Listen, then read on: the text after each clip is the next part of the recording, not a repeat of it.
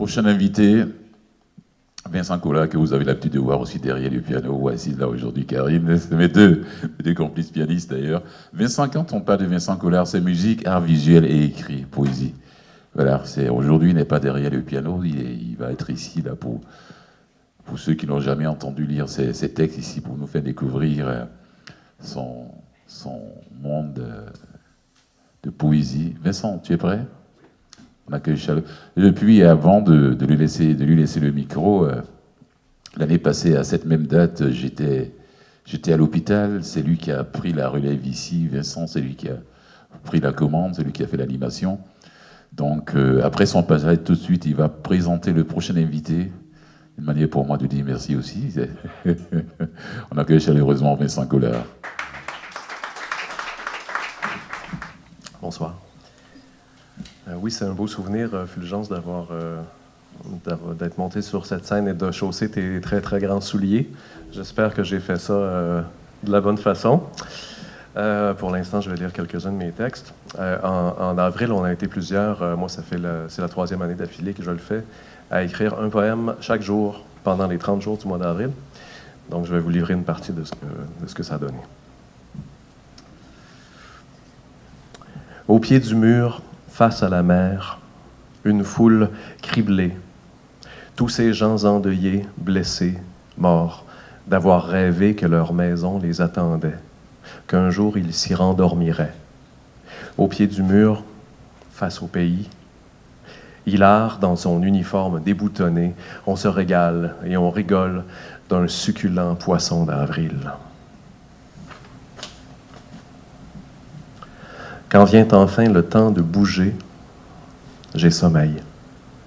Quand vient enfin le temps de fêter, je suis triste.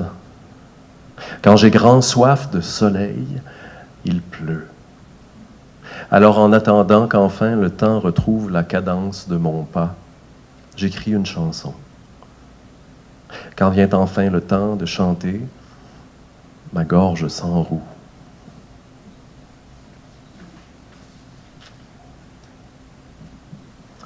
L'homme est là. Il parle. Il parle à des gens devant lui. Ce n'est pas à moi qu'il parle. Je l'écoute. Les gens à qui il parle l'écoutent aussi, mais ils ne l'écoutent pas comme moi je l'écoute.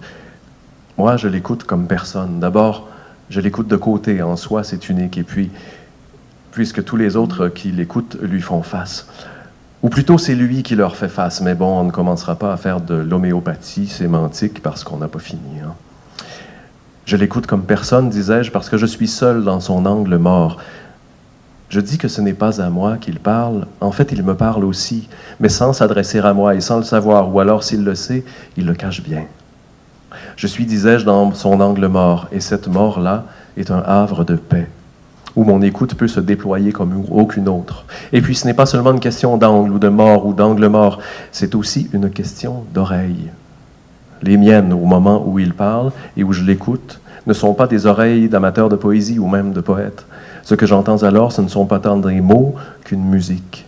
En fait, oui, comme les autres, j'écoute les mots, mais ce que j'entends, à cause de l'angle mort et de la mort et de mes oreilles, c'est la musique. Et parfois, je l'entends tellement fort que je suis obligé de la jouer.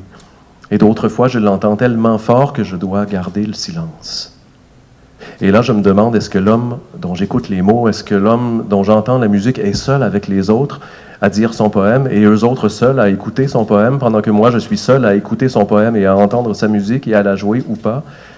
Ou bien sommes-nous tous ensemble, l'homme à dire son poème et à entendre la musique de son poème par mon piano ou pas, et moi à écouter son poème et à entendre sa musique et à la jouer ou pas, et les autres à entendre son poème et sa musique que je joue ou pas? Et si jamais on est tous ensemble, est-ce que tout ça forme un ensemble cohérent, ou bien est-ce qu'une cacophonie que tout le monde fait semblant de ne pas entendre? Oui, je l'avoue, je me pose parfois des questions compliquées, et peut-être que ce n'est pas tellement nécessaire.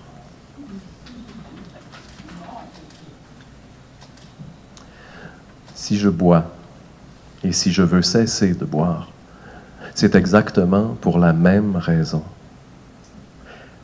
Voilà tout ce que je sais à propos de cette raison.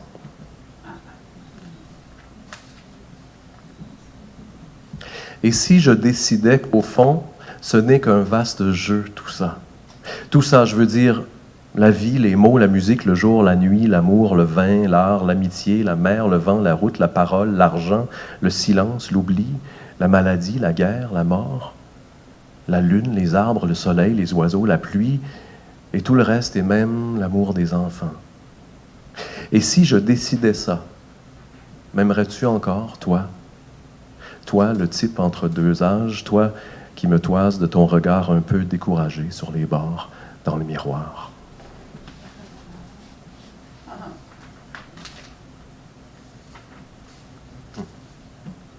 Quand l'ironie ronne les neurones, ça gosse les amis, découle le sommeil, désordre la maison, ça nid de poule le chemin, perplexe le docteur, ça anxiogène la blonde.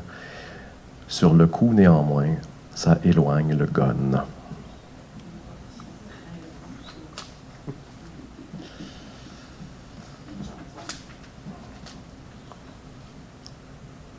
Tu me manques.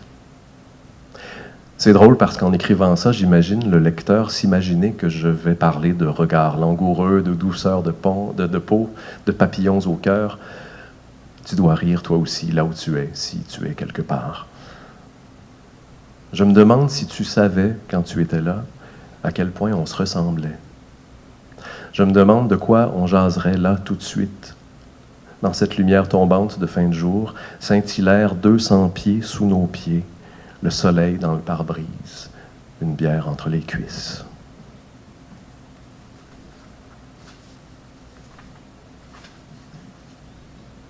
Ce jour-là tombait dru une pluie quasi tropicale. Voilà le seul fragment de son récit dont je me souvienne. Le reste, je l'imagine. C'est juillet.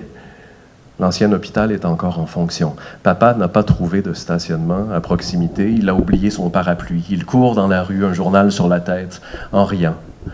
Dans ce temps-là, parfois, il riait. Papa passe la porte tout mouillé, gravit l'escalier, trouve sa femme qui tient entre ses bras un amas de chair rougeâtre et gigotante. Ne reste plus qu'à dresser l'animal, à tuer en lui tout ce qui dérange.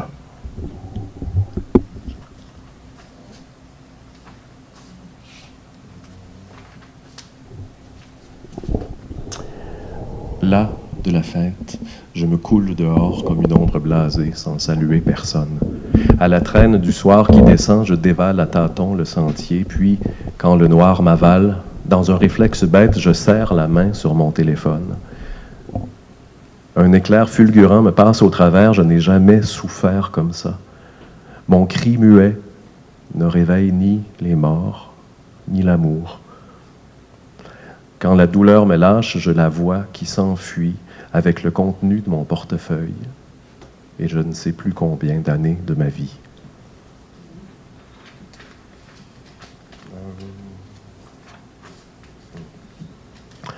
Seul, lentement, fuir à la nage, sourire au cœur, glisser dans les flous glauques et dorés, l'œil bercé par le chatoiement des rayons dans l'onde, l'oreille emplie d'eau. Inspirer, expirer, sans but, sans histoire, sans souci d'atteindre d'abord la rive ou l'épuisement. Merci.